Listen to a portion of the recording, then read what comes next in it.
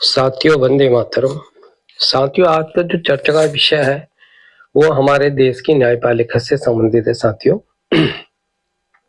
मैंने पहले भी कई वीडियो बनाए न्यायपालिका के परिप्रेक्ष्य में, क्योंकि आप भी हैं, हम भी जानते हैं कि अगर कहीं से हमें शासन, प्रशासन, सरकार से न्याय प्राप्त नहीं होता तो एक उम्मीद होती है कि चलो भाई लेबर कोर्ट चलते हैं, या चलो भाई हाई कोर्ट चलते हैं, चलो भाई सुप्रीम कोर्ट चलते हैं, जहां से हमें लगता है कि देश की जनता को कि यहाँ से पूरा न्याय मिलेगा।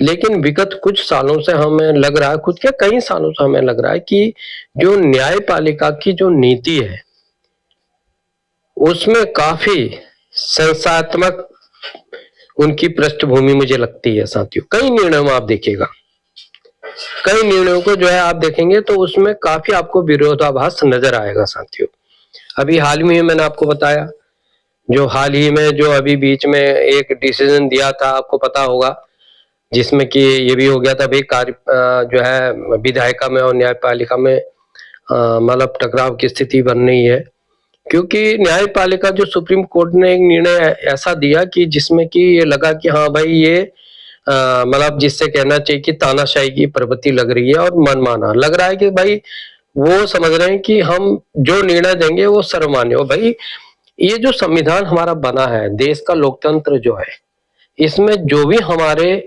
संवैधानिक जो संस्थाएं हैं सबको अधिकार दिए गए हैं, वो कोई भी दूसरा उसके अतिक्रमण नहीं कर सकता, उस सीमा के उल्लंघन को नहीं कर सकता है।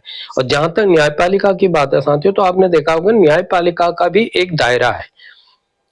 अगर किसी लेवल पे उसको एक डिसीजन देना है तो वो देखना क्या है उसको कि ये संविधान प्रिय है नहीं है, संवैधानिक रूप से मान्य है या नहीं है। अगर वो संविधान के दायरे के अनुसार है, नहीं है, तो वो उसके लिए अपनी मतलब टिप्पणी लिख सकते हैं या निर्णय दे सकते हैं, लेकिन उसका उल्लंघन नहीं कर सकते ना। उनका भी एक दायरा निश्चित है। भाई जो कानून बनाता है कौन बनाता है? वो तो देश की संसद बनाती है, लोकसभा राज्यसभा बनाती है। उसके जो कानून बनता है उसका पालन कौन करेगी? न्यायपालिका करेगी कि यार इसका उल्लंघन तो नहीं, जो संविधान में दर्ज है इसका उल्लंघन तो नहीं है। तो बीच में आपने देखा होगा साहब, एक न्यायपालिका में सुप्रीम कोर्ट ने दिया कि भाई अगर गवर्नर हो या राज्यपाल हो या आपका मतलब राष्ट्रपति हो, अगर वो कोई भी प्रस्ताव दिया जाता है तो वो अगर पास नहीं करेंगे तो वो कुछ समय बाद स्वतः ही पास माना जाएगा, मतलब उसको दोबारा जरूरत भेजने की नहीं है। तो इसी के परिप्रेक्ष्य में अभी नया जो आदेश पारित हुआ उसमें बिल्कुल कहा गया कि बिल्कुल इसका उल्लंघन है और ये ऐसा नहीं होना चाहिए, संविधान प्रदत्त नहीं है। आप खुद ही सोचिए साथियों, तो देश की जनता को तो